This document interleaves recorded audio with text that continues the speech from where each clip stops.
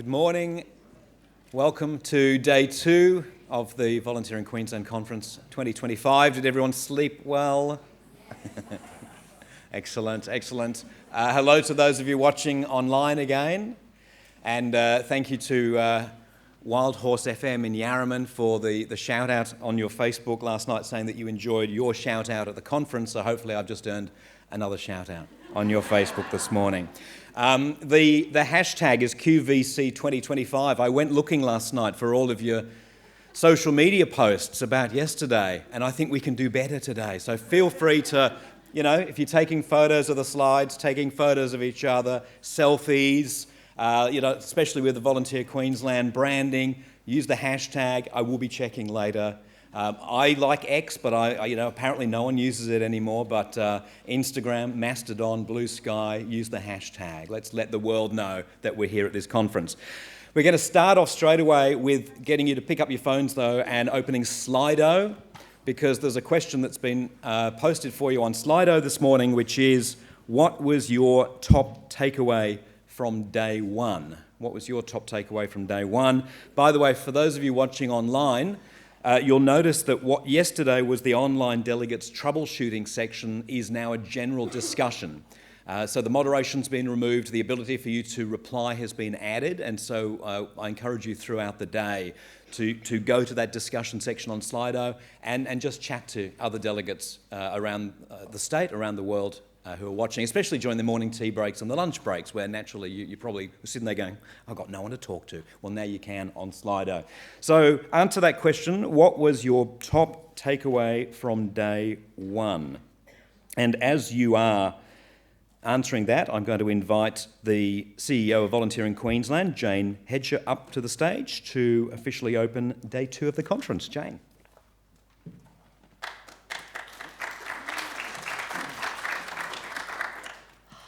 Good morning. So exciting to see so many of you back today. What an amazing day yesterday was. I think I kind of went home last night still trying to take it all in. So many incredible speakers. And then that choir was just amazing. Absolutely amazing. And of course, all of you, because I think, again, as I said last night, you make the ecosystem go round. And it was just so fabulous speaking all day yesterday to delegates from so many different organisations who have so many different challenges, and yet in some ways all of us having some of those same challenges. We haven't yet this morning acknowledged the traditional owners of the grounds on which we are all on today, and of all of the people joining us online where you are, and acknowledging the traditional owners, past, present and emerging, and also to acknowledge that volunteering and community giving has been happening in this land for over 65,000 years, and that our First Nations people are the original volunteers, and that we have a strong culture in this country of giving and sharing and working with each other. And I think certainly the spirit of the volunteering sector, I would hope, is keeping that alive. I do want to thank again our wonderful sponsors who are making this possible. I also really want to acknowledge the Minister yesterday giving us her time and her inspirational words, and remembering just how dedicated she has been to this portfolio for a very long time before she became a minister, and how exciting it is for us to have a Minister for Volunteering. And I also want to thank the Department of Local Government, Water and Volunteers, because I know yesterday they've got the new volunteering support unit. They brought the team yesterday, and I know there's more people from the team here today. And this is a wonderful opportunity for the government and the government unit to start understanding the sector and getting a feel for what volunteering is all about. So I thank them for coming. I would also like today to formally welcome the Rockhampton Volunteer Connect Expo, who are online. So there's about 100 people in Rockhampton, which is so exciting today, who are beaming us in online to hear all the fabulous speakers today. So I think, imagine another 100 people in a room in Rockhampton, And again, that's just amazing what they've managed to do there in Rockhampton. So congratulations to Rockhampton, and we really hope that your expo is a fabulous success today. Now, very quickly, just to, follow on yesterday from our talking about the value of volunteers, the value of volunteer managers, and the value of difference and diversity, I'm going to get Ree, who's our Community Development Manager, here up to do a very quick exercise to get us all started and ready for today for another program of amazing speakers. All right, good morning everyone. One of the comments that came through yesterday, and thank you for communicating with your Q&A and all of the feedback that we've received, was that we need to get up and move a little bit. Now, I'm not going to put you into a yoga pose. We won't be doing interpretive dance. But if you'd like to bear with me, you've each been handed a piece of A4 paper. And for those of you who are online, you've probably got a scrap of paper that you've been asked to find. So I'd like to invite Susie, Spencer, Shane, would you like to join me online with your piece of paper? Have you got a piece of paper? Paper's down here for everyone with a piece of paper, that'd be marvellous. And we're getting a few people up on stage so that those who are online can see what you are doing in the audience, because we're getting this view. So my beautiful assistants, come this way with your piece of paper.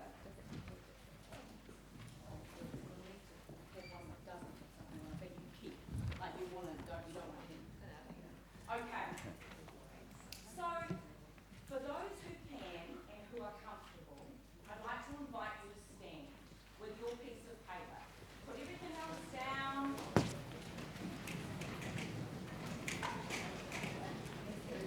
And if anyone's not comfortable standing, you can remain seated. Sorry about that, online people.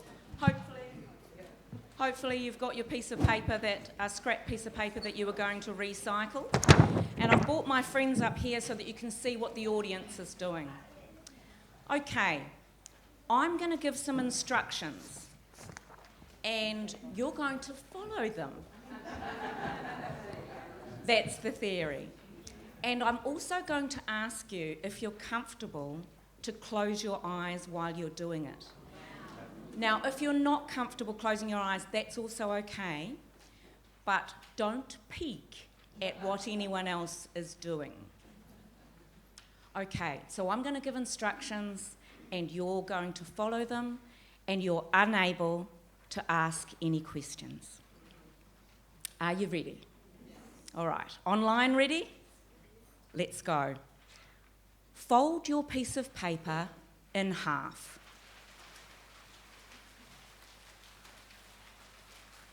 The rustling is astounding. Fold your piece of paper in half again.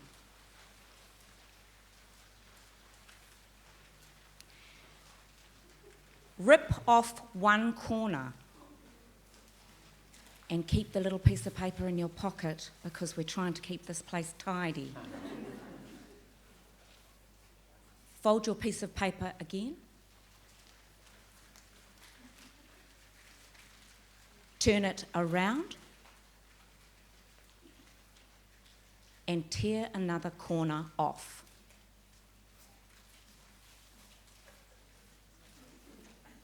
To the best of your ability. Open your eyes and open your paper.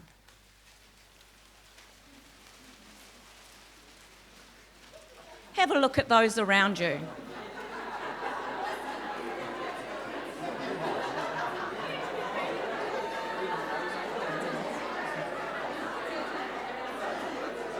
Did you not all get the same instructions?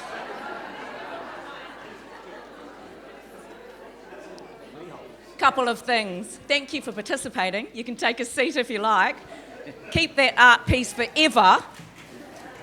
It will remind you that communication is critical with your team members, with our volunteers, with our board members and with our community. And second of all, each of you are unique. Do you in your volunteer management, do your organisation, bring your cause to the forefront and be unique. But be clear with us how you're doing it. That's where the power will lie. Feel free to use that exercise with your volunteers. It really doesn't matter what the instructions are, because everyone will get something different, and that's the beauty. Have a great day, everyone.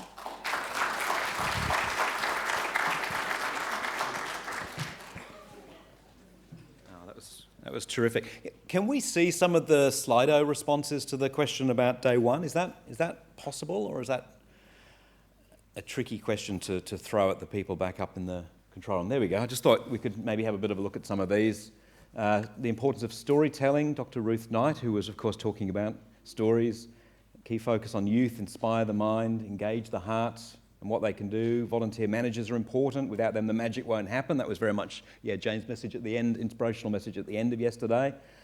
Rostify, continue to seek out the story and expand on it. The importance of storytelling. All the speakers were great. Everything. I feel inspired. Leadership practices. Putting purpose to passion. Storytelling's coming up a lot, isn't it? Be volunteer-centric. Connection is about retention, or retention's about connection. Storytelling, engage young people. Meeting the famous actor Bradley Cooper from Volunteer Gold Coast. I'm sure he's never heard that before. Storytelling. Too many to name on one day. Brilliant. Oh, that's great. Yeah, thank you. Thank you very much, all of you, for that. That tells me that you did indeed get a lot out of day one. And let's launch into day two. And today's first presentation is by the CEO of Volunteering Australia, Mark Pearce, who's going to provide an update on the national strategy for volunteering. But let me tell you a bit about Mark. He draws on his extensive experience in the social, purpose and commercial sectors to lead Volunteering Australia to build a stronger, more connected and resilient Australian community through volunteering. Prior to joining Volunteering Australia, Mark was a senior executive at the National Congress of Australia's First Peoples and held senior investment banking and institutional funds management roles, and was reminding me that 30 odd years ago used to do stock exchange reports for me on radio back in the 90s. Driven by a strong belief in the transformative power of compassion, Mark applies his skills and expertise as a non-executive director of Community Council for Australia, a member of the Emergency Relief National Coordination Group and the sustainable food company Growers Limited. But in addition to a passion for human rights, Mark is active in fighting for animal rights and is deputy chair of Australia's leading animal protection organisation, Animals Australia. Please welcome Mark Pearce.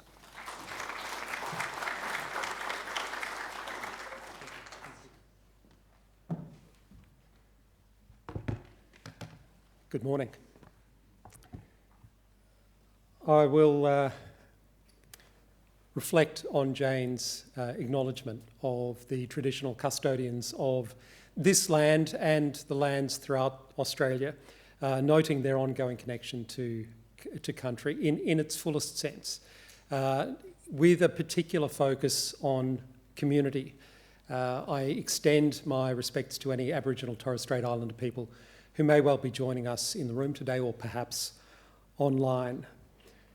Jane, thank you for the invitation to speak today. I will be quick, which I think is probably not a bad thing, to talk in overarching terms about the national strategy for volunteering. I look around the room, I see lots of people, lots of familiar faces, many of whom were at the launch of the national strategy for volunteering at the National Volunteering Conference, which took place in 2023 in Canberra. Lots taken place since the launch of the national strategy, keeping in mind, of course, that the national strategy is your voice. It's your strategy. It's your reflection on what needs to be done in this ecosystem, how we best support community, what community looks like, where the impediments are, where regulatory barriers are overwhelming, how best to deal with those to mitigate some of the risk that we all face, whether we're volunteers or volunteer managers, and then look practically as well as aspirationally towards the future. The National Strategy for Volunteering does those things. But of course, a strategy without an action plan is a pretty document and doesn't really affect much. The way that this particular strategy was designed was that it looks forward 10 years from inception, but inevitably that 10 years is broken up into three-year blocks. The first year was the development of the first action plan, and that action plan runs for 3 years. We're into the first of those, the first 3-year action plan. I'm pleased to say that we have thousands of volunteer involving organisations, and by extension, millions of volunteers who have been positively affected by the National Strategy for Volunteering. Noting, of course, that the National Strategy for Volunteering doesn't exist in isolation. It connects in with everything that's taking place within this country, which engages, relies upon and affects volunteers and volunteer involving organisations. I was really pleased to see that in the Slido responses there was a lot of discussion around volunteer management, volunteer coordination. Of course, that sits at the core of the National Strategy for Volunteering and the state and territory strategies which are connected in with the national strategy. National strategies are great, but volunteering doesn't take place at a national overarching policy level. It takes place within community. And so state and territory strategies are fundamental to adding to and giving further life to things like the national strategy. We have a coalition of support of around about 150 organisations who have put their hands up to say the national strategy makes sense for us at a community level, at an organisational level, and it certainly makes sense for our volunteers. And as a consequence of that, through the consultation that was put together to engage response, to develop the national strategy and to build the 3-year action plan, those organisations have said, hey, here are things that we want to take responsibility for. It's always important to understand with something like the national strategy that this is a strategy which was built by and is owned by the ecosystem. It's not a Volunteering Australia strategy. It's certainly not a federal or state or territory government strategy. It's your strategy. And it's up to all of us to give that strategy life, to take responsibility for what's in it and how we enact it. Within the action plan, there are 22 actions. I'm not going to go through all of them.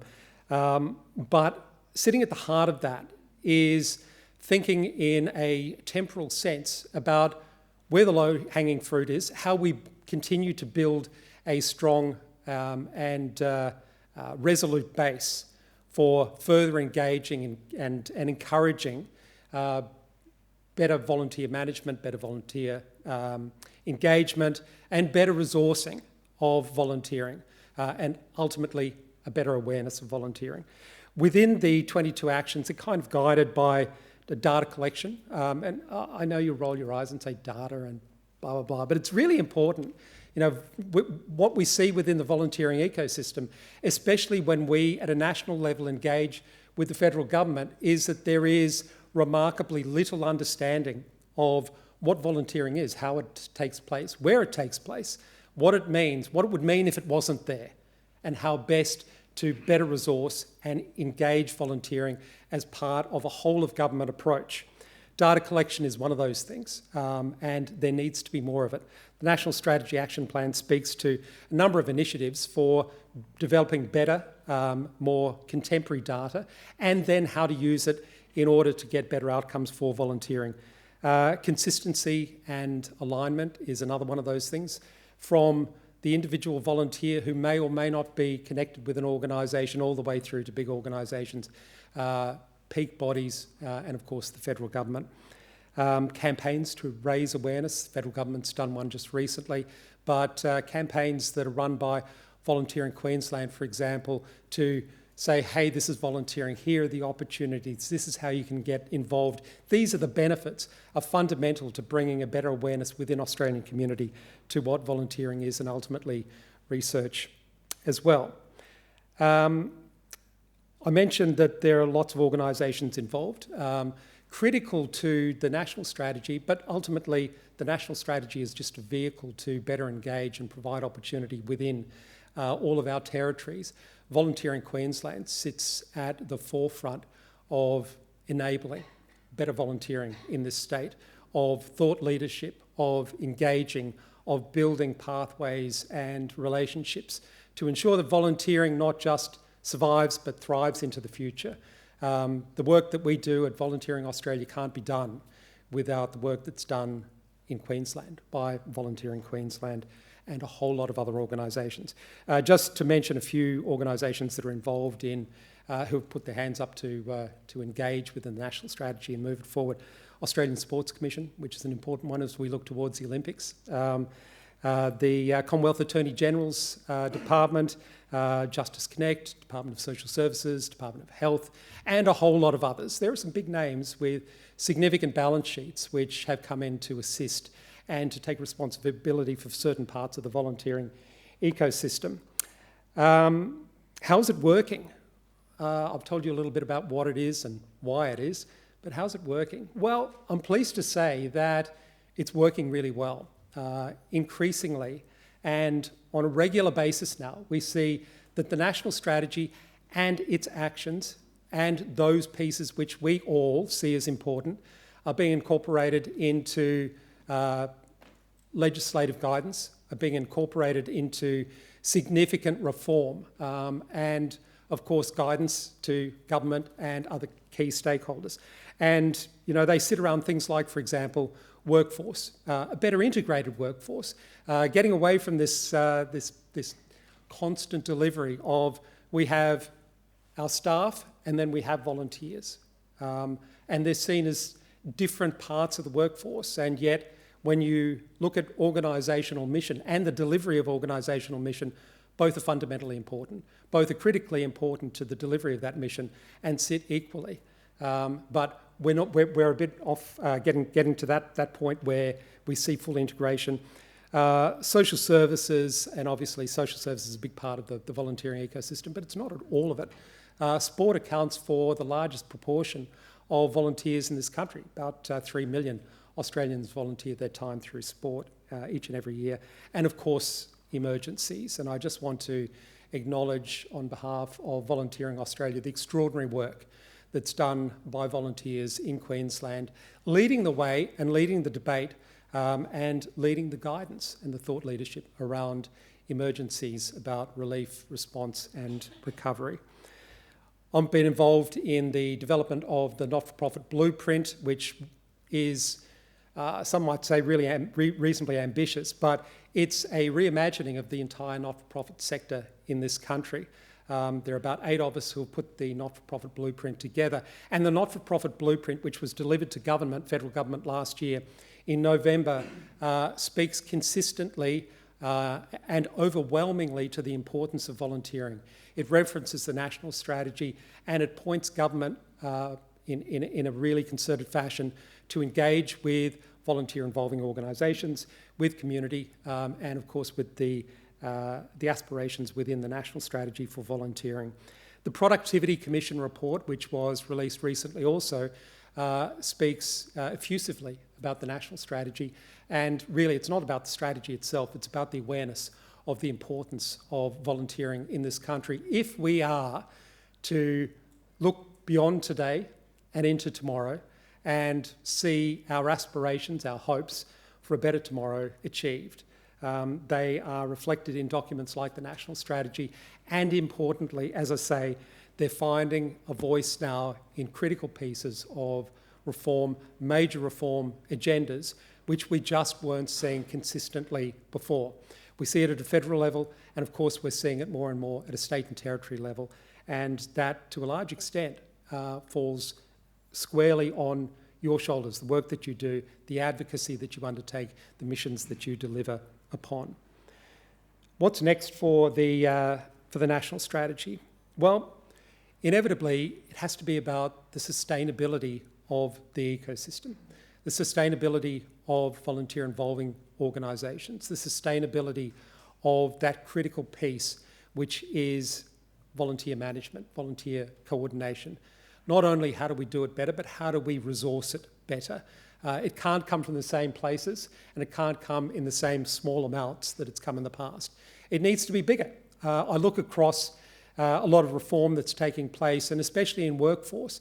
And you see the allocation of federal government monies in the tens to hundreds of millions of dollars to support initiatives to grow engagement, to better provide for and support workforce. We don't see that yet in volunteering. And my question always when I'm on the Hill in Canberra is, why not? Why not? And invariably it's because politicians don't really understand volunteering as well as they should, despite the fact that every politician relies upon volunteers in their election campaign. We've got one just around the corner. But it extends beyond election campaigns. It extends to the community that they represent, whether they be local members or whether they be in the Senate at the federal level. Volunteers are fundamental to the appropriate, to the safe, and to the engaged working of the communities that politicians represent. We need to do better as a national peak in engaging and building that awareness, and that's supported by the work that you do. Better focus, a greater focus on place-based. Everyone talks about place-based. I have a lot of conversations around what's the definition of place-based. And for all of the seats and all of the people here, there's a definition to meet everyone. There are lots and lots of definitions around place-based. I think the ultimate definition is the delivery of the mission, the delivery of the volunteer-involved time and effort. That's what place-based is. We can build really interesting and engaging narratives around what place-based is, but when we take off the tie and go and do the thing that we do as volunteers, that's place-based. And it means something different to every volunteer, as it means something different to every organisation and every community and every part of community. And I think that that's an important message. We can't wrap it up into a single, neat, 3 or 4 line definition. It's about the experience. There's also a focus within the national strategy on building First Nations opportunities, about building youth opportunities, about better engaging with parts of community that have always been involved in volunteering but have never really seen the support that they need and the support that will build better volunteering moving forward. It's important to note also that the National Strategy for Volunteering, whilst it's an Australian piece of work, is being used by lots of countries now as a template for building their own national strategies. It's something we all should be really proud of because, as I say, National Strategy for Volunteering is not a Volunteering Australia product or initiative, it's your strategy. And your strategy is being seen globally as being the benchmark, as being the best path forward and the best structure to build national volunteering strategies. The final thing that I wanted to say is thank you. The work you do is remarkable. It's recognised at a national level. It's seen by both sides of politics and the crossbench. We need to use our voice. We need to be forceful. We need to bang the desk hard. We need to use documents like the National Strategy to prosecute the need for better engagement in community throughout this country. Ladies and gentlemen, thanks very much indeed.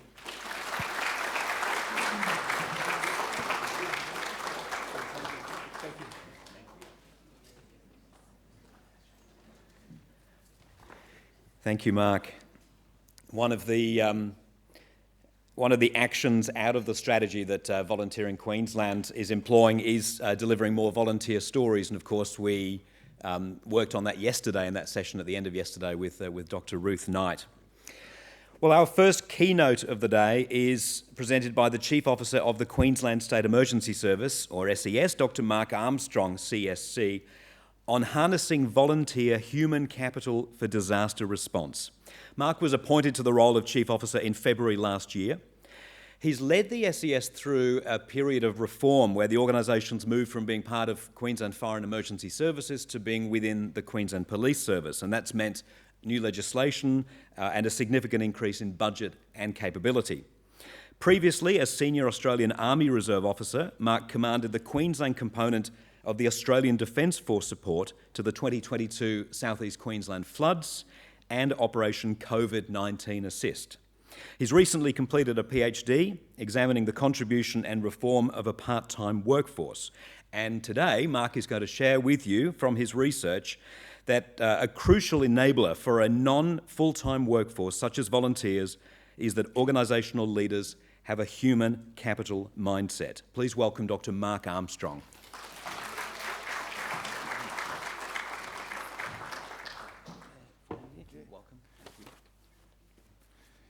Hey, good morning, everyone. It's great to have the chance to come and talk to you today about what the SES is doing, but some of my thoughts and from my research and how I think some of that is relevant to the volunteer environment. Thanks, Jane, very much for the invitation. Very convenient of you to arrange this conference between disasters. Although, only just. I hear that you heard from one of our wonderful volunteer executives yesterday, Nadine, who was highly entertaining.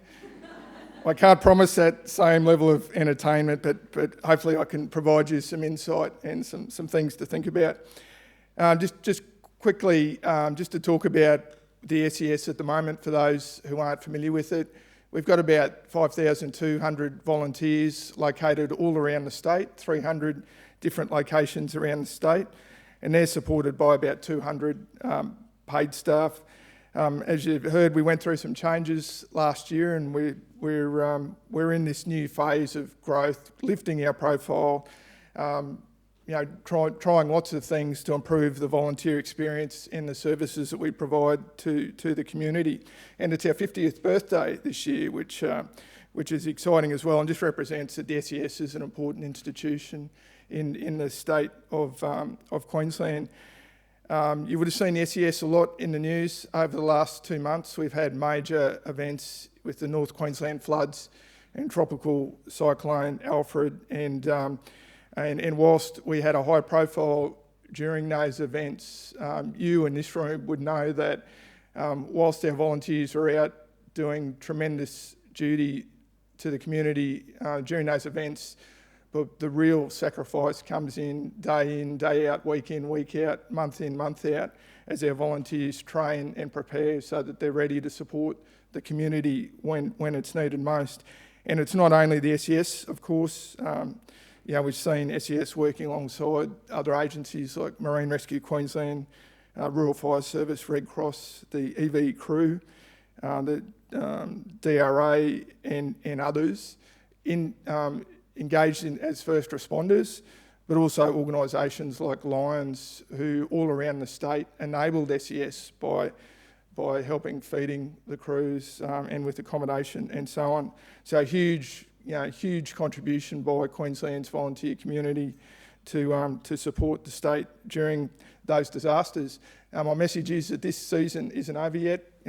Today we're deploying another 26 volunteers to Townsville to help with the very heavy rain that they've had in the last couple of days, and I suggest we may have another major event within the next 4 weeks, pending long-range weather forecast. So, busy time.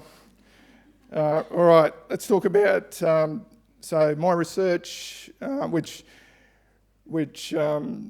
took a long time, seven-year degree, which I finished early in this year with a great deal of relief, thank goodness.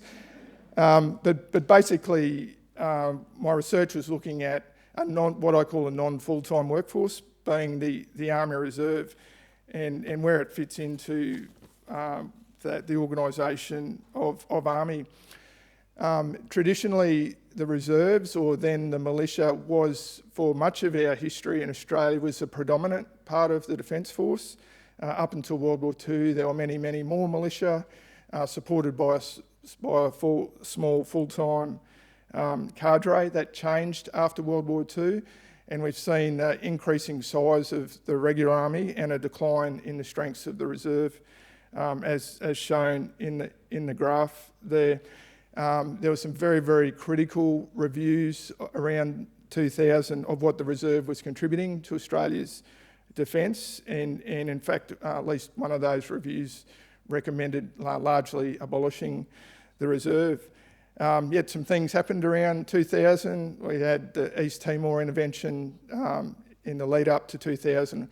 We had the Sydney Olympics, and then, of course, 9/11, which had very significant national security responses and really lifted the tempo of the Australian Defence Force because suddenly it was deployed in multiple theatres around the world and domestically at home. So whilst the reserves were criticised, suddenly they were needed and they were used in great numbers for all sorts of purposes internationally and at home. And at one point, the reserves were deploying nearly 18% of all forces deployed. However, despite this contribution, the 2016 Defence White Paper and in fact the 2024 National Defence Strategy, which replaced the White Paper, reserves are hardly mentioned. They're not mentioned at all, the contribution. And my research was driven by the question of why is that? Are reserves actually undervalued, underutilised, and why are they in decline despite this contribution?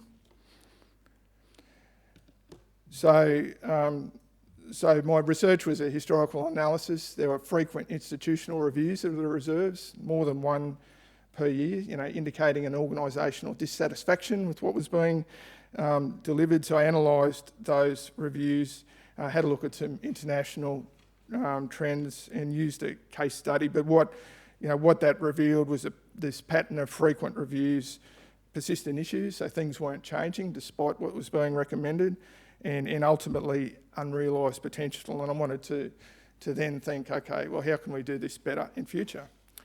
All right, so what's that got to do with volunteering, you might ask?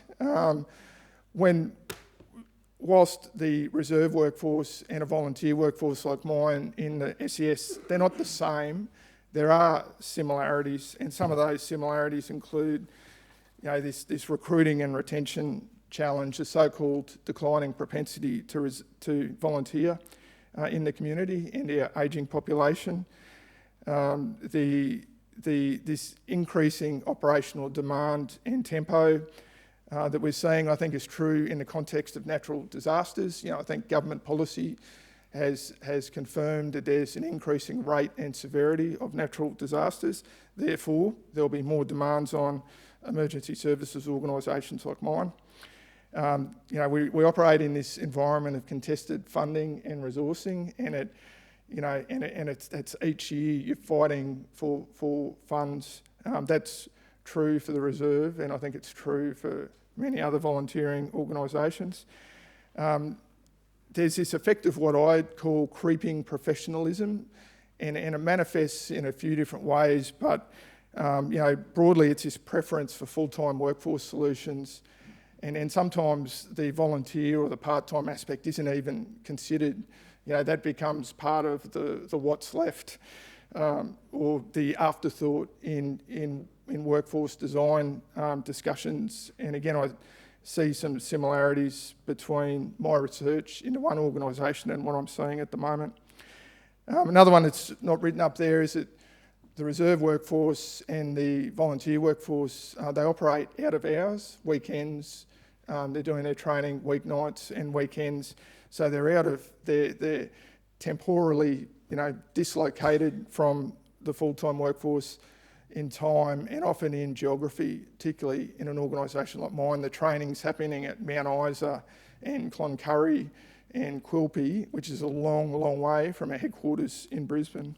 So I'd offer that they're not the same, but there's some similarities. So what are some of the findings from my research that we can then, discuss or apply?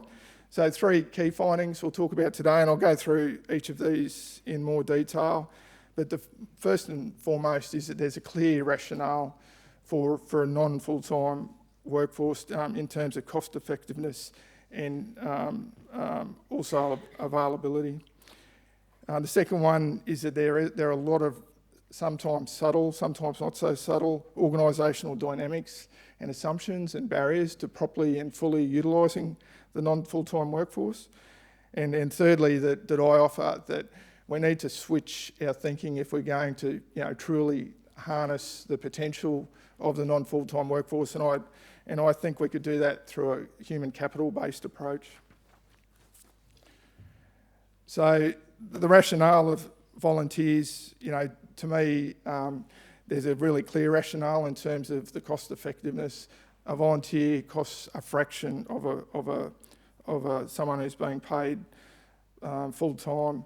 But that cost effectiveness isn't just about pay, it's about what the volunteers can bring, particularly when they've got skills and experience and availability that they bring with them. So that's the sort of the dual use skills. So what they're doing, what their background is professionally or qualification wise, that they can then apply in their volunteer role is enormously cost effective.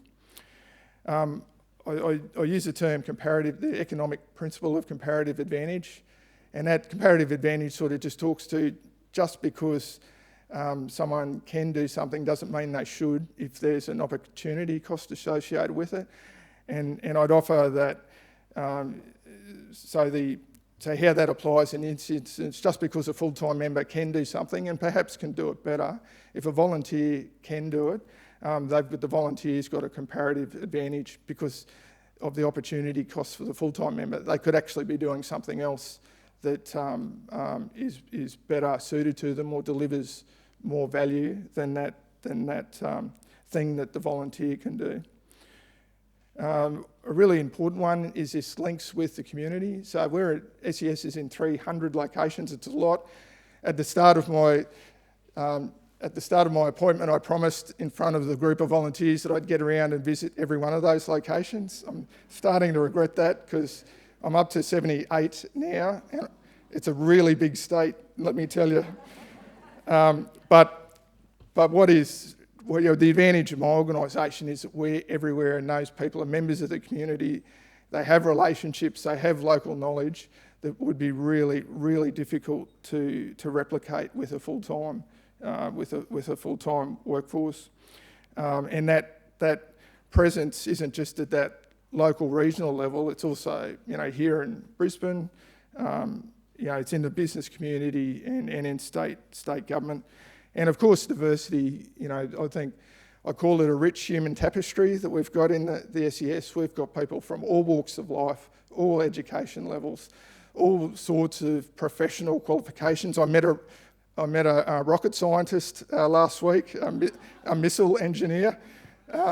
We've got ex-Queensland Police Assistant Commissioners, we've got the salt of the earth, we've got everything in between. And I tell my Queensland Police colleagues, if you need expertise on anything, I've probably got it somewhere in the SES volunteer base because it's just so varied and rich. So to me, it's really strong rationale for utilising volunteers and that you couldn't replicate if you tried with a full-time workforce, and you couldn't afford it. The second one, so what are these organisational barriers? Some of these are subtle, some not so. And to me, a lot of it revolves around this, what in theory is called the ideal worker paradigm, which is really inherent in a lot of our workplace policy in Australia. And that ideal worker paradigm is based on the assumption that,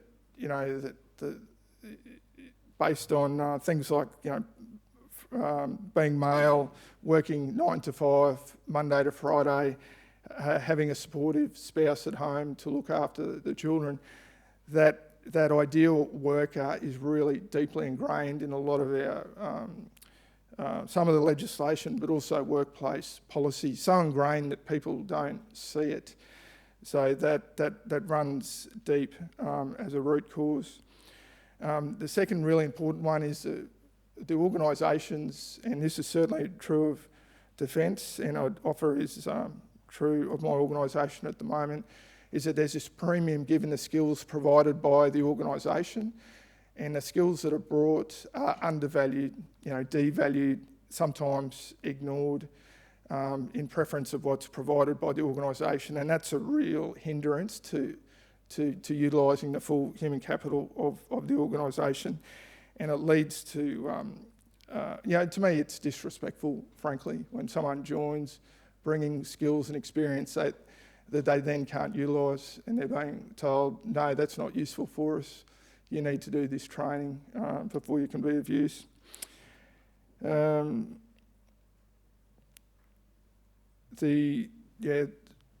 I think I won't talk to the rest of those, but there are some of the other organisational barriers I see. Probably the one that we're seeking to address at the moment is in SES is this linear and inflexible career or pathway progression.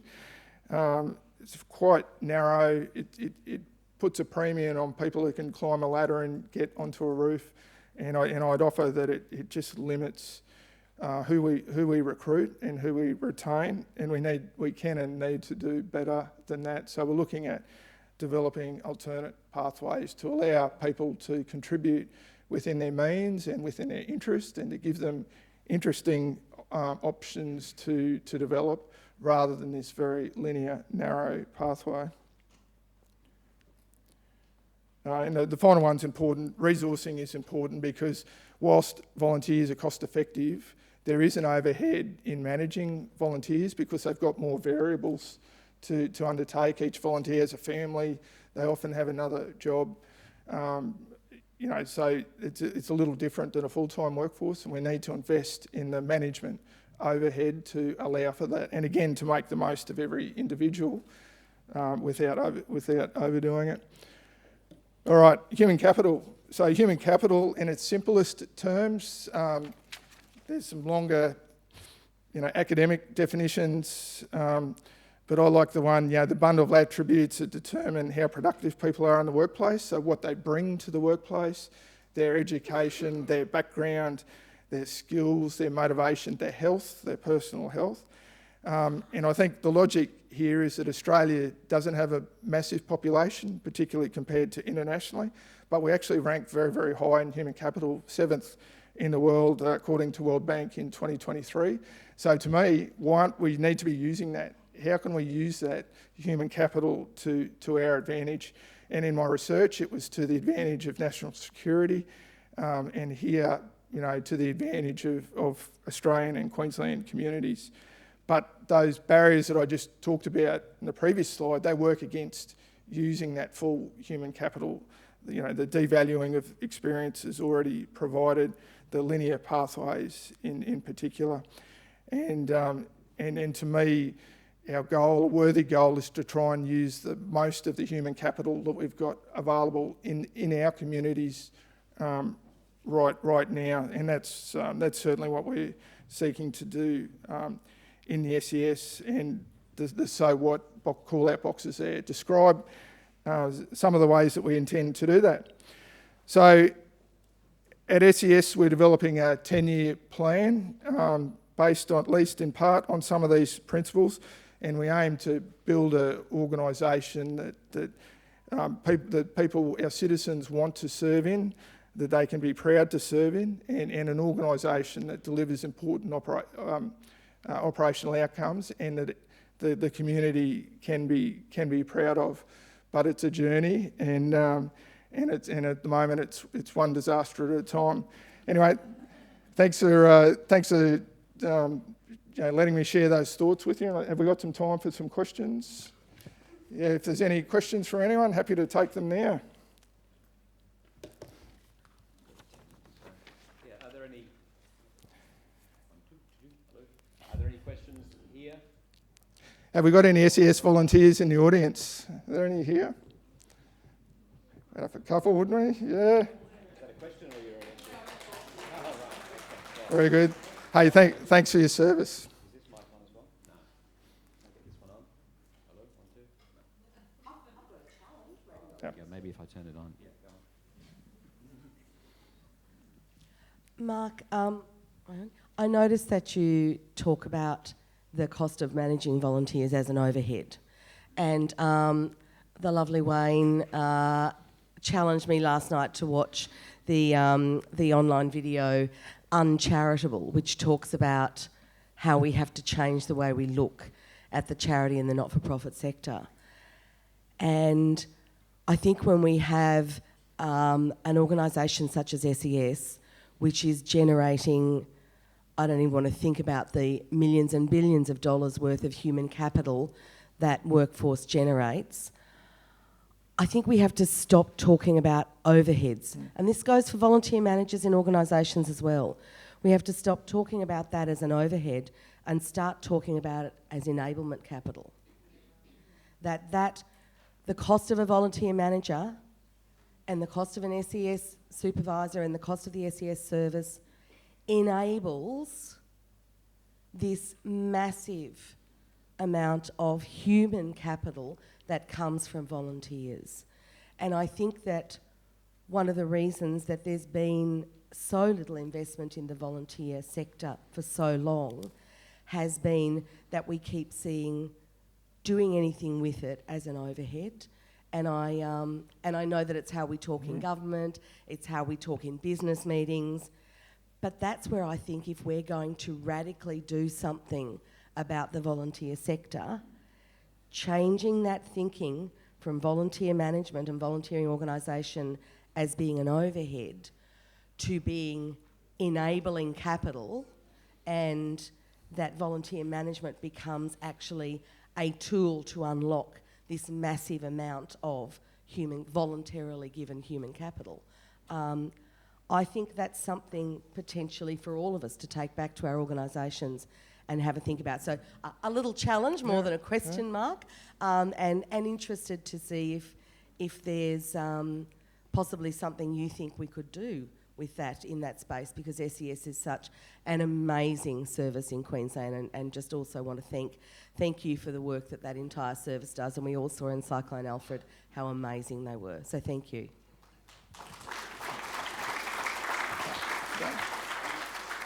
Mark, we do have one question online. Sorry. Okay. Yeah, agree, enable, and it comes down, because I've been thinking about how we articulate the value proposition, because I've got some big budget submissions in at the moment. How do we articulate that value proposition? And there's been some interesting research in New South Wales sort of saying for every dollar that you spend on an organisation like ours, you actually generate $4 worth of value, and a lot of it does come into how we think and how we describe things. So agree enables a much more constructive way to describe it and relevant way to describe it than overhead. Imogen has a question from our online audience, I think. So this question is, how do you keep volunteers engaged between disasters? Yeah, it's a really... so the question was, how do you keep volunteers engaged during disasters? And it's a really... Between disasters. It's a good question, and it's something I've spent a fair bit of time thinking about. SES, in fact, doesn't have a recruiting problem. We've got a retention problem. We turn over in the last 6 years, we've turned over between 20 and 30% of our volunteers each year. That means we've got to recruit and train 1,000 or more than 1,000 just to maintain our strength. And part of it, I've got a hypothesis that the volunteers that get utilised, that get activated, they're the ones that stay. But that's a bit of a problem, because across the state, the activations for our different groups, it varies a lot. Some are very, very busy because of location and some other factors, others are not. But I think it's something we can address. The military, for example, when the military's not fighting wars all the time, it keeps people engaged, but it does that through training and exercising, interesting training and demanding exercises. I think that's something we want and need to do better. The other opportunity for SES is, at the moment, we're focused in the response phase of emergencies. I think we can do more in the preparation phase to provide interesting and valuable support to communities during preparation. We saw a hint of that during Tropical Cyclone Alfred, with a lot of discussion about sandbags and how SES helped individuals and communities prepare in support of local government in providing sandbags. In fact, I was getting heckled. I was being called the chief sandbag officer because I was talking about them so much. But it's a bit of an example that I think SES, we're looking at ways we can do more during that preparation phase, through the year to help,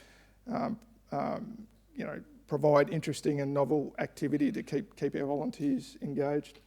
Just on sandbags, during the the emergency broadcast coverage of Cyclone Alfred. I was on air as the system crossed the Bay Islands. We were getting a lot of phone calls. Well, I certainly took 3 phone calls from people who were so impressed. Elderly is probably the best way to describe them. Went to get sandbags, and your people wouldn't let them do any of the work, and said, I'll follow you home to your place, and I'll put the sandbags out for you. Yeah. So, they're good people. We've got good people. Yeah, absolutely, and that's a big part of our mandate and role is to help. We prioritise the vulnerable in that we can't, but we want to encourage, firstly, people to help themselves, but we're there to help if, within our capacity and means if they cannot. I did see one hand go up. Yes, and you've got a microphone. Mark. Yes, sir. Yeah, g'day, Mark. Great presentation. Also, following on from some of the comments that Nadine made, and the question that just came out of online. Sorry, Chris from Volunteering Queensland, and also Protect All Children Today. Your first point around professionalism. I'm just interested in your thoughts in balancing in between those engagements, some of the challenges of skills maintenance, and also some of the risks associated with, the trauma, potentially physically or emotionally, of volunteers, intermittently connecting with the work that they do as a volunteer, and how you think we can manage that as a sector. Yeah, another really good question, and one that occupies my mind a lot. We need to train and prepare our volunteers for dangerous and chaotic environments that disasters are, because they arise suddenly. The volunteers aren't necessarily continually connected with the organisation, to your point. So it is a ongoing challenge. We seek to do that through through our training regimes, but also the just-in-time activity just prior to a disaster, and making sure that there's multi-layered welfare, multiple layers of welfare available to the individuals. For me, the very difficult one is the cost-benefit or the risk management of training levels. At what level of training do we ask people to maintain in order to be able to be employed operationally? And that's a tricky one. That it's a lot of test and adjust, and a lot of it relies on our volunteer executives who are there, sort of directly overseeing that training, and are responsible for the operational tasks when they happen. It's not dissimilar to the military, where as a reserves, you've got to train people to do dangerous things in dangerous environments, but a reservist is in the workplace a lot less. So just a bit like the Army, where there's mission rehearsal activities and activities leading up to an operation, we need to do a bit more of that. We do that now, and I think we can continue to enhance that.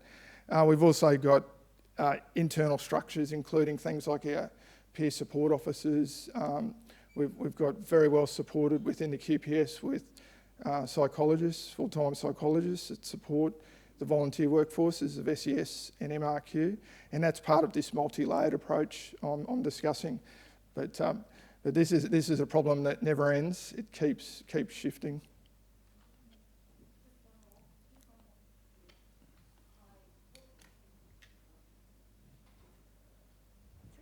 Hi, Mark. Leanne Knight. I'm the Chief Customer Officer at Rosterify. I was really curious when you were talking about the skills capital that you have, and you were talking about, the nuclear physicist and some of those capabilities that you're seeing in your workforce or your volunteer workforce. How does that make you think differently about how you'd leverage those skills, or even how you'd change some of the volunteering asks to leverage those skills? And there's a second part to that question, which is, and do those people volunteering want to contribute those skills? Is that why they're signing up to SES?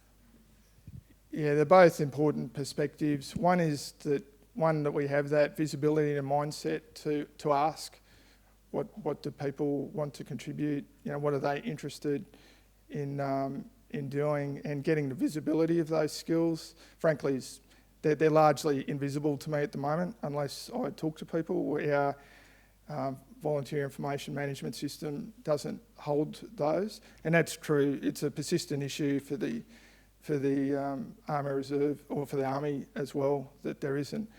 comprehensive database of those type of skills.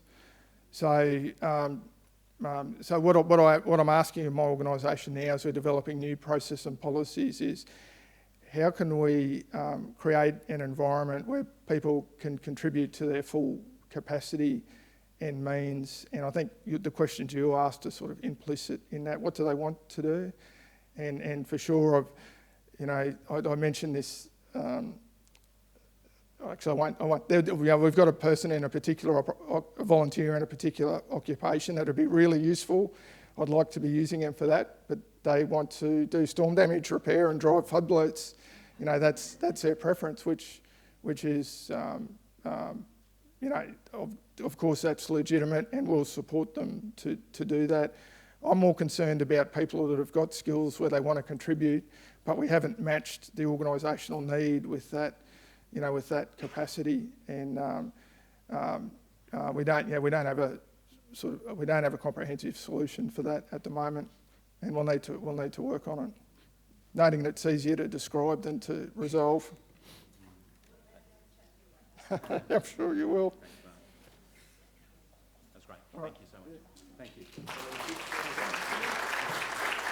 Thank you, Mark. I think so much to take out of Mark's research, but if there's one thing that I would mention, just the idea of knowing your volunteers and just, it goes back to data collection from what from the other Mark was saying. Like if you know who you've got and what their skills are, then you can maybe put them to use, or at least ask, do you want to, wow, you're a lawyer, do you want to apply some of those skills in this organisation? You don't want it? No, that's fine, totally fine. You're here for another reason. Now we're going to roll into a panel discussion, and today's panel will be a little bit different in format to yesterday's because you haven't yet heard from any of the panellists. So I'll invite them up on stage. Each of them will get to speak for a little while, and then you'll get to ask them questions. This is a panel called Volunteering Without Limits. We're going to explore innovative strategies, challenges, and success stories that enable inclusive, accessible, and impactful volunteering experiences. It will challenge traditional boundaries of volunteering by addressing how organisations and practitioners can firstly be inspired to engage volunteers from diverse communities, secondly be empowered to navigate an evolving landscape embracing innovative approaches, and thirdly, ignite creativity to cultivate sustainable, inclusive volunteering opportunities that enrich both volunteers and the communities they serve. Can I invite up onto our stage Amir Abdalla, Dr. Stephen O'Grady, Emma Messer, actually, it's not Emma, it's Diane McMurtry, my apologies, Steve Coulter, and Associate Professor Kathomi Gatwiri. Would you all like to make your way up to the stage?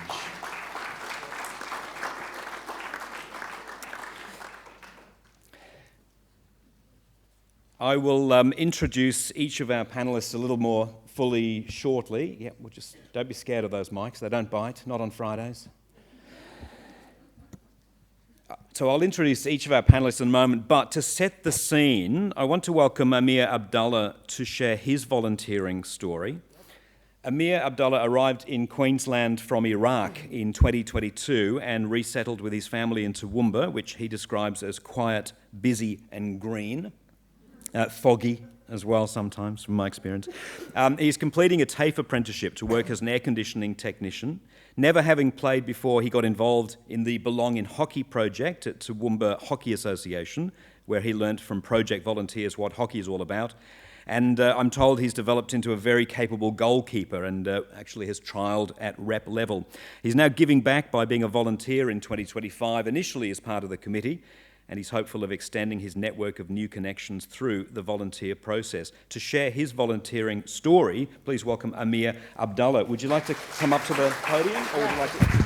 Your choice. Great, come on up here. Yeah. Hey, how is everybody? So my name is Amir, and I'm from Iraq. I've came to Australia about 2.5 years ago. My first volunteering experience, it was at TAFE Queensland. There was a hockey program going there, and I was studying there. So that's when I first met some volunteering people, and they were teaching us how to play hockey, and on Thursdays, like at TAFE Queensland, and on Fridays they were picking up all the people from like their homes and dropping them there and like teaching them how to play hockey. So like when I first met them, I didn't know they were like volunteers, and because like there were like some old people and plus some young people, so I thought maybe some of the old ones are like volunteers, but like probably some of the like young people are like get paid to be there. But like after I asked them after I saw them a couple times, and I asked them, "Are you guys volunteers?" And they said no. Like they said, "Yeah, we are volunteers." Like even young people. So that's kind of like got me to be keen about like volunteering and helping people. So after like a while, I didn't have license back then, so I couldn't really help with anything. But like after a while, I started like helping people, especially in my culture. Like there are a couple people there from my culture, so they had like language barrier. So I started helping them with language and explaining them like hockey skills in my language. And I got my license back then too, so I started helping them with picking up people and dropping them there and teaching them. So yeah, I think that's it. Thank you. Amir, thank you. Let me briefly introduce our other panellists for this discussion. Associate Professor Kathomi Gatwiri from Southern Cross University, Dr. Stephen O'Grady from Welcoming Australia, and Steve Coulter from Queenslanders with Disability Network. Welcome, Steve. As I said, what I'm going to do is give you a more full introduction to each of our guests, and I'll ask them a question, and then at the end, whether you're online, put the questions in the Slido chat or here in the room. I can see already there's a healthy enthusiasm for interaction today. That's excellent, and I think we've got the running of the mics down pat. So yes, this session will work best if you let us know what you're wanting to know. So Associate Professor Kathomi Gatwiri is an ARC DECRA Fellow in the Faculty of Health at Southern Cross University. She's President of the Australian Women and Gender Studies Association and a practicing psychotherapist. Her research investigates the intersecting topics of racial trauma, belonging, blackness, and migranthood. She's the founder and director of Healing Together, a service that provides accessible, culturally sensitive therapeutic support for racially minoritized people impacted by trauma. Dr. Gatwiri, since your work... Yeah, round of applause. Why not?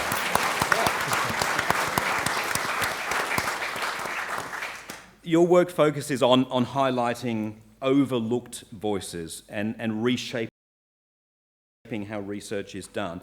How can volunteer programs be redesigned to challenge mainstream ideas and, I suppose, better support communities that have often been treated as different or left out? Thank you so much, and thank you for that introduction.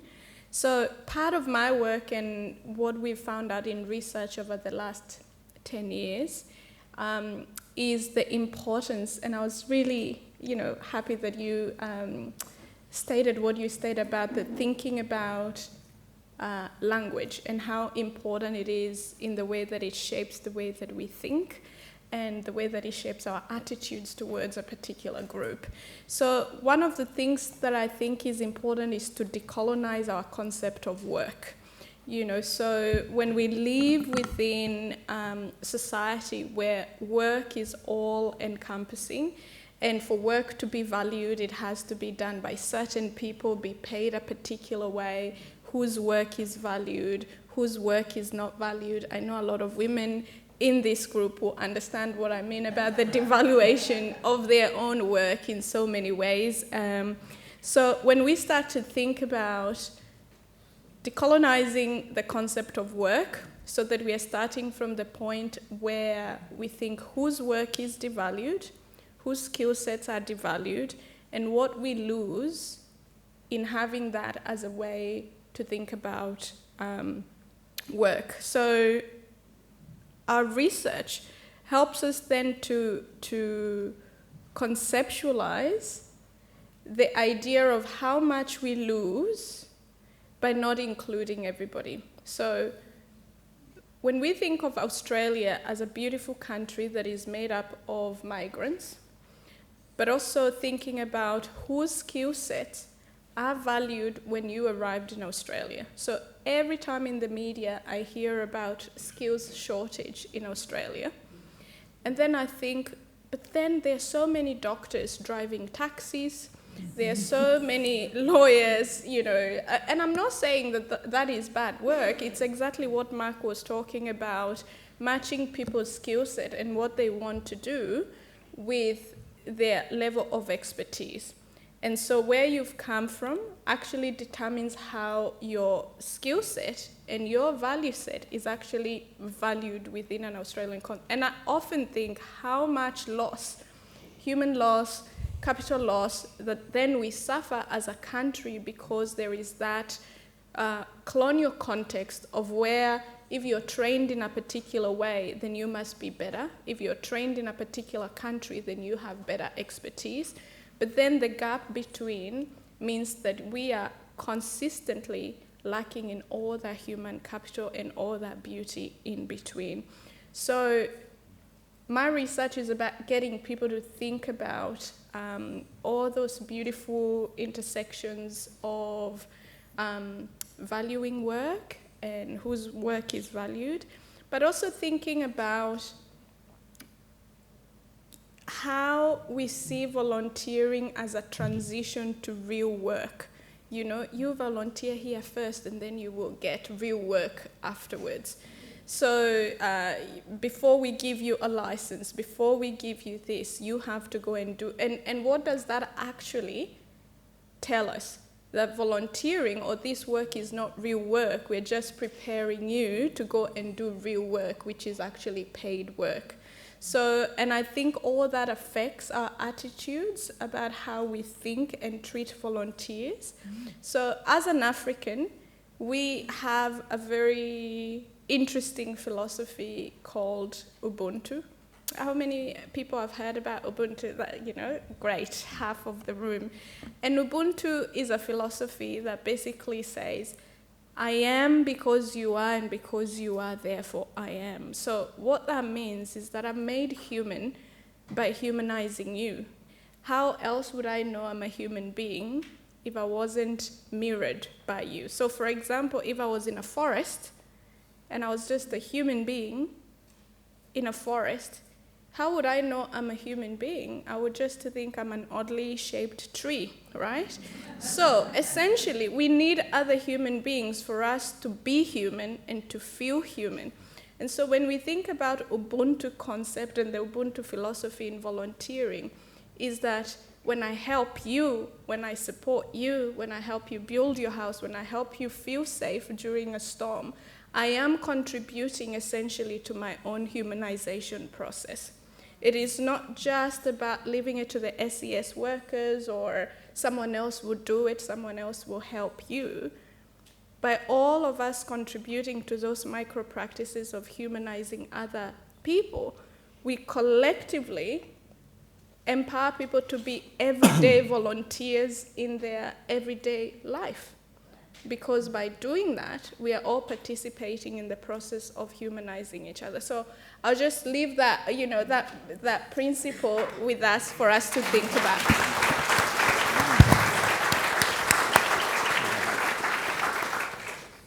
Yeah, I guess what you give to the community comes back as well. Is another way of putting it, isn't Exactly, it? Not yes. to mansplain you, but but yes, it's, you know, if we don't all contribute to the bucket, we can't get out of the bucket.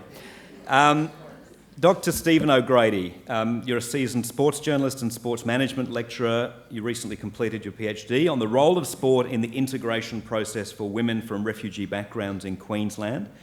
Stephen has a passion for football, soccer and Gaelic, and has been heavily involved in community sport in both Ireland and Australia. He has a deep understanding of the role of sport for building and strengthening communities.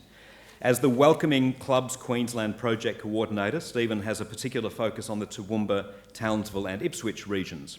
Welcoming Clubs supports sport involvement and physical activity as vehicles for social inclusion, migrant settlement, and building community capacity. So, Stephen, based on your experience with Welcoming Australia and your research on sport's role in integrating, in particular, women from refugee backgrounds, how can volunteer programs be designed to be more inclusive and welcoming for people from racially and culturally diverse backgrounds? Thank you, Spencer, and thank you for that introduction too. It's kind of a two-part, two-sided answer, really. Within the sporting domain, there's a need for a shift in the way in thinking, a shift in the structures of sport to accommodate that kind of innovation of design. And that's not as easily achieved as it sounds. Sport in Australia, in Ireland, and in England and places like that has been created by men for men. And in the last 20 years or so, there's been a strong move to revisit the structures of sport, to open it up and create more inclusive practices within the domain of sport. But it's a slow process. So when you think about how can we redesign the way we do things to make volunteering a much more accessible, much more desirable activity within sport, you can't actually flick a switch. There's no switch you can flick. So typically in sport organizations, it's often run by the same committee members for year on year on year on year. This is the way we've always done it. We're not going to change the way we do it just because you've got a bright idea. This is how we've always done it. So somehow beginning to change that mindset within those people who have done right by the sport organisation as far as they're concerned for many years is a difficult challenge. But why would you do it? And here, that in a way, this is how you answered the question, how I answered the question. If you talk about people that are coming from refugee backgrounds, from multicultural backgrounds to places like Queensland, and they look at sport organisations as an opportunity to engage with the community, there is an onus on the sport organisations to look then at the constraints that they have in relation to the access people have to sport. And one of the biggest findings from my research with women from refugee backgrounds here in Queensland was those entry points. Those points where people jump online, where people look at your website, where people go to your actual location, where people try to find your location. And sport organisations don't have someone in situ, they don't have someone ready to respond. And more often than not, when people get to that stage where they are faced with this daunting task of entering into something that they don't know much about, English isn't their first language. The sport might be a sport they've never seen before, but it's on their doorstep and they think, I can give this a go, I can meet people through this. And they get to your door, whether it's digitally or a physical gate, and there's no welcome, they'll turn around and you will not see them again. And from the sports point of view, that's a loss of relationships, that's a loss of resources, that's a loss of richness, that's a loss of human beings that could be part of your organisation and who to kind of build on what you were talking about, Kathomi, who could reflect you and what you do within that organisation and enhance the way you see the way you go about your sport organisation as well. So as a first step, sport organisations can start thinking about who have we in situ that actually looks after our entry points. Which volunteers are in place to do this? Which volunteers are equipped to engage with people from other backgrounds? How are they equipped? Have we equipped them? Do they equip themselves? Do they arrive and say, I've done a little bit of volunteering in this space? Perfect, you can be our multicultural engagement officer. Or do you engage properly with your volunteers, find out more about them, find out what they have to offer, and think about how can that person contribute to our sport organisation within the community in which we are located. So that's the one side. The other side, I won't go on as long, is also thinking about your sport organisation as a place where people from multicultural and migrant backgrounds can volunteer, where they can come and explore the opportunities for enhanced physical well-being, better mental health, building relationships, gaining recognition within the community. That's what your organisation can do.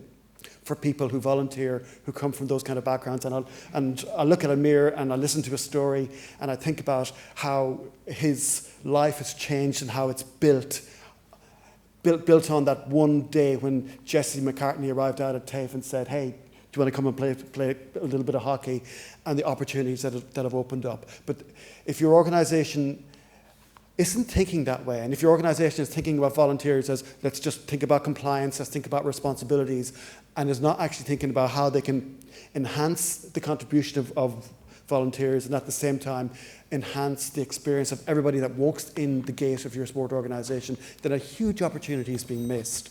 And particularly with respect to women from multicultural backgrounds who often don't have that encouragement within their own cultures, they often don't have that encouragement within their own countries, and they come to Australia and they look around and they see other women doing it, and they think, I can do this, I want to do this.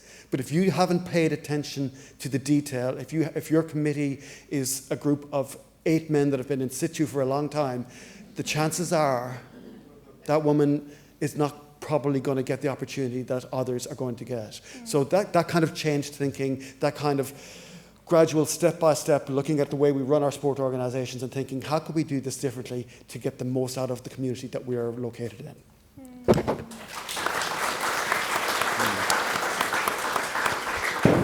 Stephen, you talked about people going to websites to, as maybe the first port of call, and something as simple as the photographs on the website of the people who are already playing the sport. It's probably a critical thing. I mean, a very quick ABC story, ABC radio story. There was a producer job with ABC Radio in Melbourne that was advertised.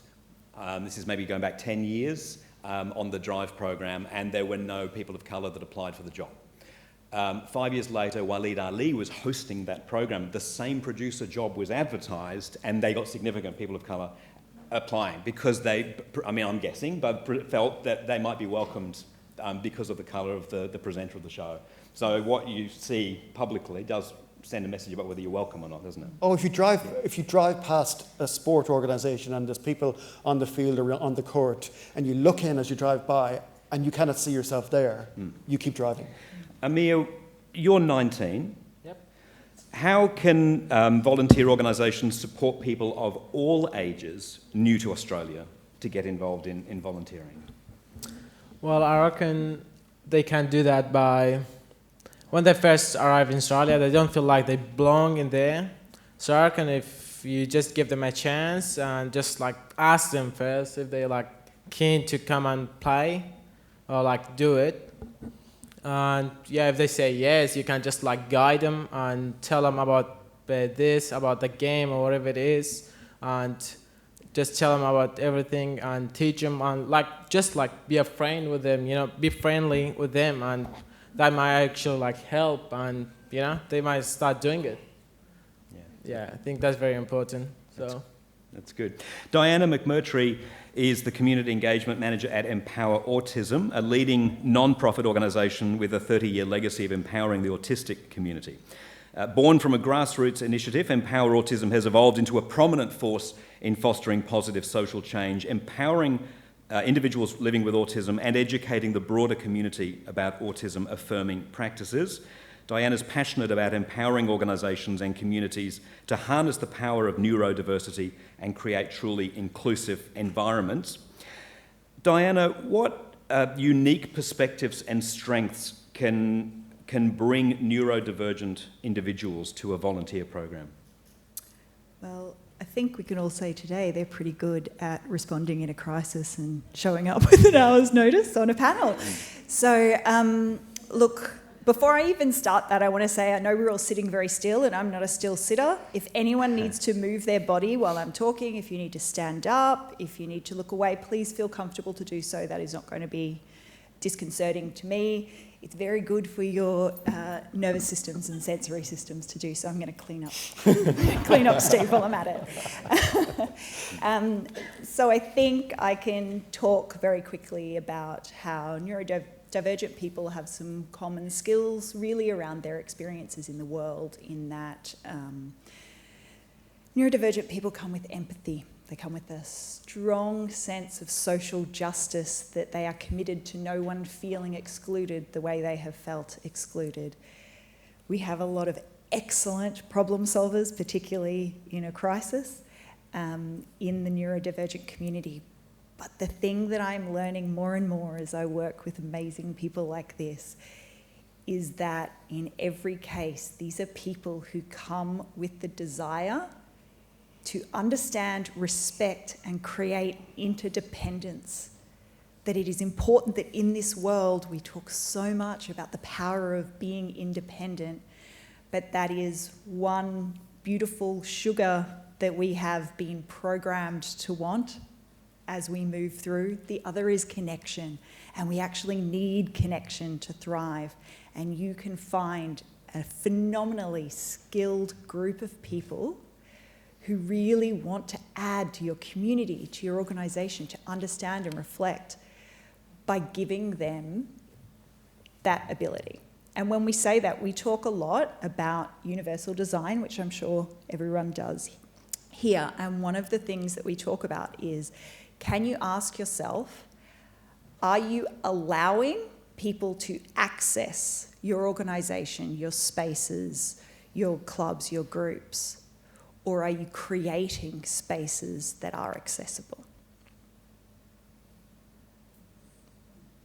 Sounds little, but one is, I choose to include you in my space. The other is, this space is for you. And when I say that, I know that we are all, I was volunteer manager for a long time. I was incredibly lucky to have a large neurodiverse team, so teams of people with lots of different neurotypes, who were willing to work with me when I asked the question, what's making this stressful? What haven't I thought of? How do we do it? But when we made those changes, I did not make them for one volunteer. I made them for every single volunteer that walked through that door, so that not every volunteer had to come up and justify why they would prefer to have a task list, so that not every volunteer would have to say to me, if I run an online group, I don't feel safe to be perceived, so I don't know if I can have my camera on and off. For us, we know it's important our groups feel connected, so we worked with our teams until we worked out that we can have volunteers who run peer support groups as avatars. The eye contact, the face is still there for someone to connect with, but that person is not being perceived and their threat is reduced. We find ways to make things accessible with a small budget so that that money can go to reinvest in volunteer managers, into understanding, getting community feedback, including broader sections of the community. One of the things I love to do is go, if you're worried about your lighting, normalise wearing a cap. Normalise wearing glare-blocking glasses. As a manager, I happily wear headphones, whether I need them or not, to normalise that every person in our workplace is going to engage in a slightly different way and that benefits everyone.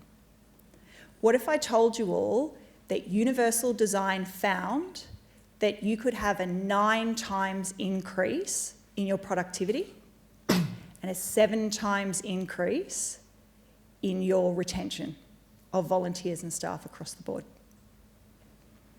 And that happens by taking one small step that you can maintain and be consistent about every 6 months. That's what I'm going to ask of you when you hear, not just from me, but these panellists and the things they're suggesting. Think about one tangible thing you can change. Starting today, you will go, you'll have transcription so that those who don't auditory process well can do that. You'll have options of different languages on your websites and forms. Have a think about what you see the gap being and create that space that people access instead of being allowed in.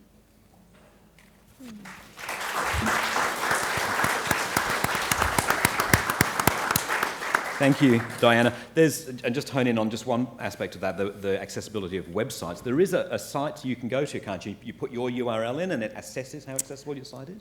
There is phenomenal technology going that I cannot remember off the top No, of my I head. can't either, but it's very simple to do, and you'll be surprised. You might think you've got a really accessible website and it'll go 72 out of 100, and here's why. Yeah. And I would encourage that the same is true for handbooks and volunteer training. The simplest thing you can do is put those in a website to get an easy English version, an easy read version, and now you can get highlighting of key points to make it easier for dyslexic readers to read as well, or readers like me who get lost. Diana, thank you. And Steve Coulter is General Manager at Queenslanders with Disability Network. Drawing from personal experience growing up with a mother with a disability, Steve brings a deep commitment to breaking down barriers and elevating authentic voices. His work's been instrumental in campaigns like See Me, Hear Me, Respect Me, which was developed with Queensland Health, which has transformed healthcare interactions to ensure people with disability are recognised, respected and truly heard. His leadership ensures that lived experiences drive inclusive policy and practice with a focus on co-design, accessibility, inclusion and respect across all of the initiatives under his guidance. Steve, given your extensive work in the disability sector, what role do you see volunteering playing in the lives of people with disability? Massive, absolutely massive. I mean, if you look at since COVID, the major thing is that a lot of people living with disability didn't actually come out of COVID. They're not engaging with society. So they might have the skill set, they might have the knowledge, they might have the answers, but that social connection that volunteering can bring people is not being presented to them. I'll give you an example. We had one person recently who was a 20-year-old individual with disability who was bullied all through his life. And since volunteering, he didn't want to commit suicide. He wanted to live. And the skills that he's brought and the enthusiasm to the environment that he's in is unbelievable. Like, that in itself is a reason to say it works. I have to call it out. If you look at the employment rate for people with disability, that hasn't changed in the last 15 years. It's a disgrace. It's 10 times, 12 times in some areas higher than the regular rate. That's not acceptable.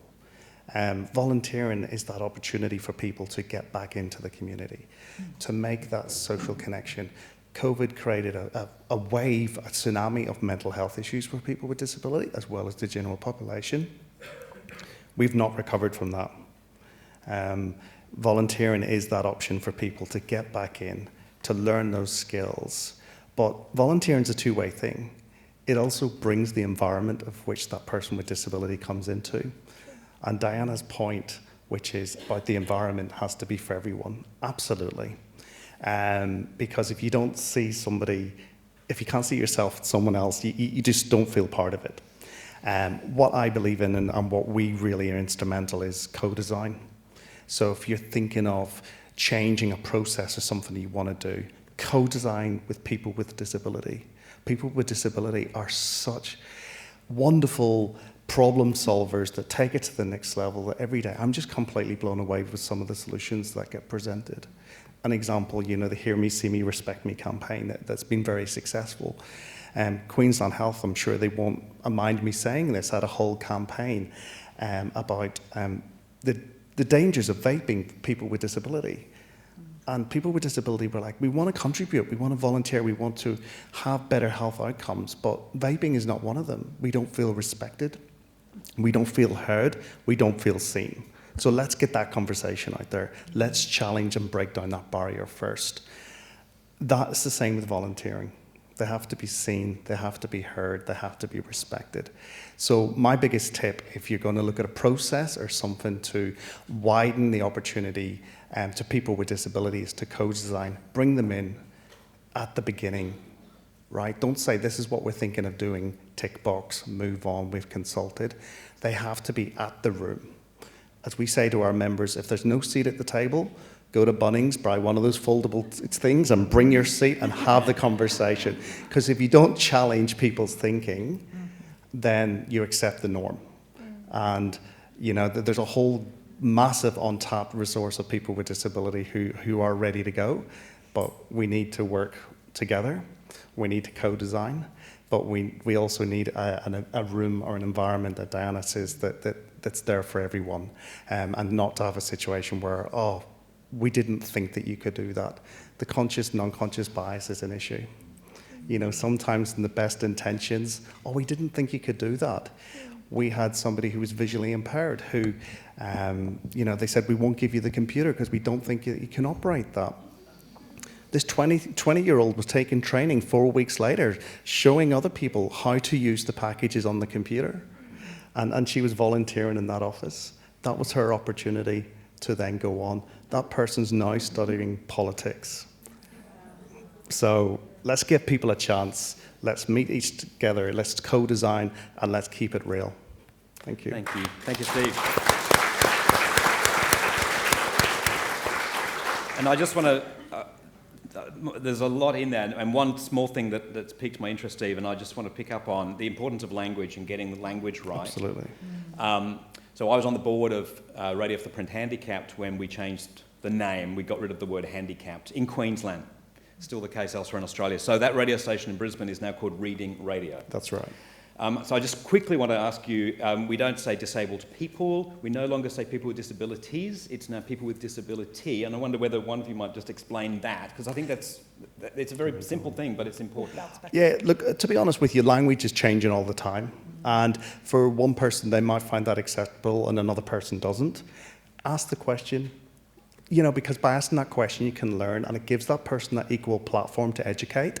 So my answer to that is ask the question. Tricky if you're designing a website. Absolutely, absolutely. Right. Yeah. But you should be co-designing that website with people with disabilities, so language doesn't become an issue. Yeah. And I think even when you're designing a website, you can absolutely go, this is the language we've chosen to go with based on advice. We understand and respect that people share their identity in different ways, because this is identity we're talking about here, and it's very personal.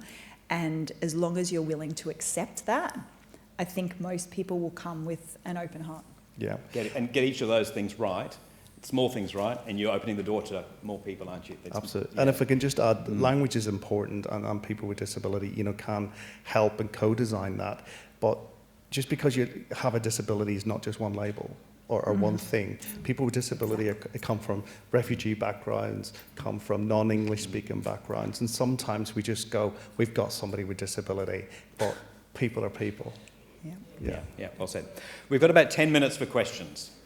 And straight away, hands gone up here and there, and no doubt we've got probably some online questions. If you are online using the Slido app, pop your questions into that Q&A section right now.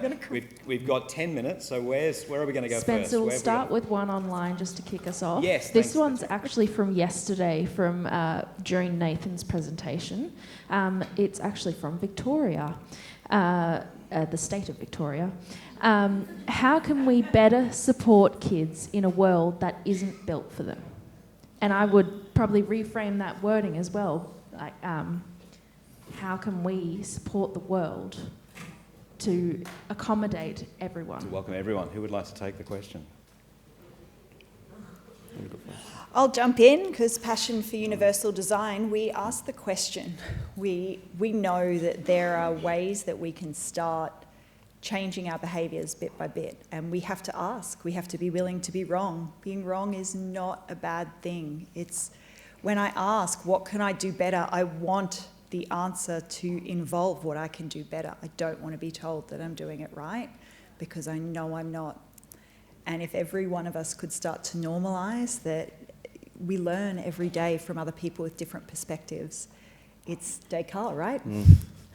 There is no fact, or very little. There's perspective. We be open to understanding that our perspective is one perspective and create space for others. Is that fair? Absolutely. And I would also say, you know, it's not all doom and gloom. I think the younger generation here is really showing us.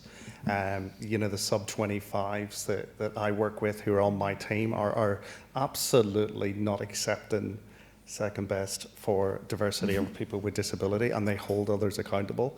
That makes it that makes me happy. And also, that's a generation where largely, not all, but largely, they've been co-educated with people with disability. And I think once you have that as the norm, then the conversation changes. Kathomi, have you got any thoughts on how to be more welcoming to communities? What volunteer, including organisations, can do to be more welcoming? I know you touched on it a little bit before, but...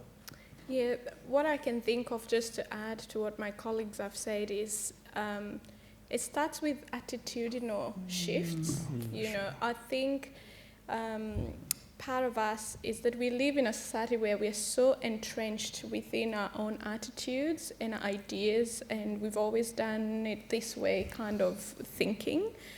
But I think to decolonize anything, which essentially means to dismantle the way we've always done things, which means someone created a system with people at the center and then other people at the margin. So when people say systems are not working right, I say systems are working exactly as they were meant to be, because they were not created with you in mind. You know, they were not created with women in mind, with people with disabilities in mind, with, you know, Indigenous people with mind. So the systems are working exactly the way they were set up to work. So when we talk about decolonizing practices, it's about dismantling those systems because they were not created with you and I in mind, and thinking about how can we create systems with children in mind, with people with disabilities in mind, with people who like you and me in mind, so that nobody has to sit at the margins knocking, going, please let me in. Because even when we think about the concept and the language, because when I think about language is what shapes most of our discourse, even when we think about let's allow people to work, who are you to allow anybody to do anything is what I think in my head. I want us to transpose how weird that would sound if that was a feminist conversation. You say, oh, my husband allows me. Immediately people would be sending me to therapy, asking me to leave him.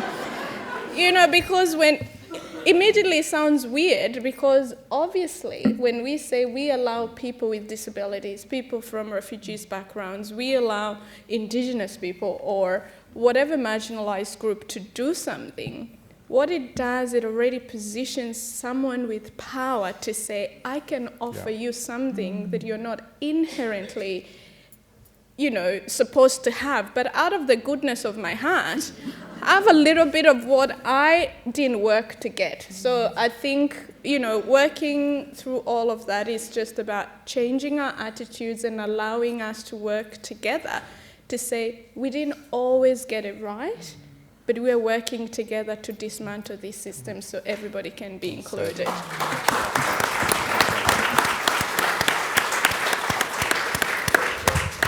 have a question in the third row in the middle. It's probably more of an observation. I love the topics that we've covered today. Hi, I'm Patsy from Exercise and Sports Science Australia. So all your topics today have been really valuable. I just want to talk about the language part. I personally do not like the word disability as a whole, because it reshapes minds and attitudes in ways that are not normal. And at work, when I was having this conversation with my boss, she actually took it away and came back with rewriting the word disability as dis/ability, because the focus should be on the ability side rather than it being the dis, whatever that is. That's one of the small changes that we are trying to make at work with our approach to disability. But in terms of do you have any advice on how we can actually sort of take that to the next level, to like management, talk about it at management level?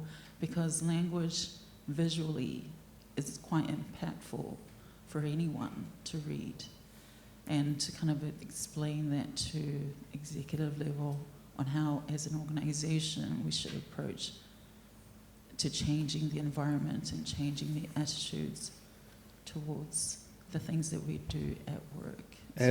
I think, first of all, it's awareness training.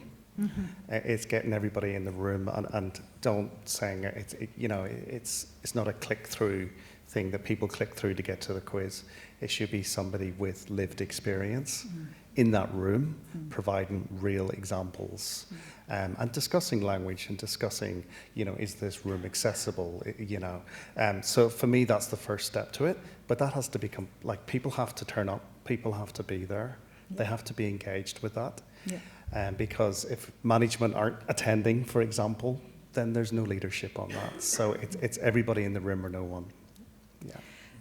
And I would add to that and say, gamify it and put them in that position. So my son's a wheelchair user. I talk a lot about he does not consider himself disabled to the best of our understanding. He loves himself. He is amazing. What disables him is when he goes to a cafe and we have to ring a number to be able to access that cafe, or when there's a lip, but it's just a small lip, someone can carry him over it. Those things mean that he is no longer able to access those community venues off his own abilities, which are great. So what we do is we like to play some games. We do training similarly, and we've just played some executive games, because it's always fun to play with executives. And my favourite quick and easy one that we do, and I wholeheartedly agree you do need someone with disability in the room, is that halfway through the session we send everyone out of the room and we bring them back into their boardroom table with every single chair pointed away from the table and towards the wall. And you watch what people do when they're in an environment where it is not explicit where they fit. And it does not matter how much power is in that room, because we hold the power as the presenters. So we have shifted their power by changing their room to something that is not accessible for them to understand or to access.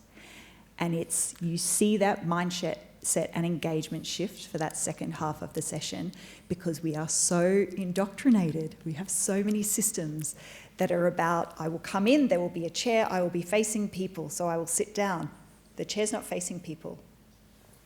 And you will watch adults literally sit there and go, and eventually, we say nothing, and eventually someone will go, what are we doing now? And I'll go, well, you just did it. And everyone online got to watch. And it's a really good way to normalise that just because you have experienced privilege and that you walk into a situation and you know what is expected of you and you know where you fit, does not mean that that is the case for every single human. It's very easy to make people feel uncomfortable and like they don't belong or they don't know where to be. You use those tools. And just quickly, I will say language is changing. I think in 3 to 5 years, the word disability will not be the word that will be common. If you look at the United Arab Emirates, they've just changed and removed the word of disability. If you look at France, Paris, they had a discussion about the word ahead of the Paralympics. So we're in a rapid changing environment where having the conversation about language and how do you want to be engaged with is really important. And in some African languages, we don't even have the word itself.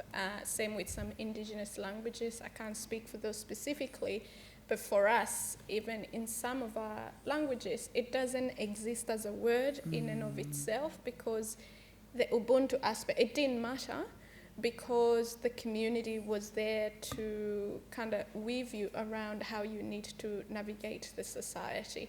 So for some community, even from that lens, the language didn't exist because the barriers that language creates were mitigated by community itself.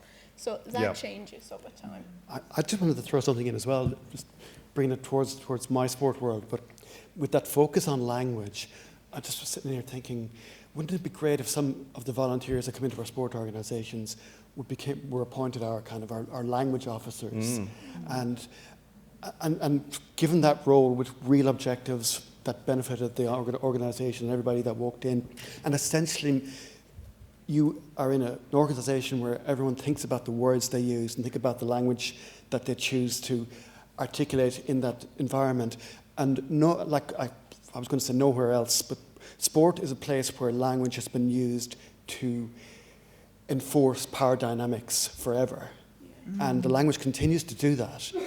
And I'm just thinking about the possibilities of somebody in my sport club where I'm connected to down in Murwillumbah, that imagine if someone was just actually saying, right, hold on, the way you phrase that, we're not talking like that anymore, and this is why we're going to talk about it differently. And people in that organisation begin to think differently, but also think together. And it could have something. All right, we need to wrap it up. Thank you to Amir and Stephen and Kathomi and Steve and Diana. Thank you. Those of you who were here yesterday know that it gets scary after the bell's rung twice, and I don't want to go there again. So thank you. We could have kept going for longer, clearly, but I think you've given us all more, not just something, lots to think about. And that's what this is all about. So thank you again. Just stay for a moment because we've got the morning tea break now. But before you go out, can I just remind you that we've got the Blue Card Services people on the terrace. There is a joint webinar next month, Myth-Busting Blue Cards for your volunteer organisation, but they are here and you can chat with them while you're here today. We'll come back at past, so you've got 25 minutes for morning tea. Do you promise to come back at past? Yes, good. Thank you all.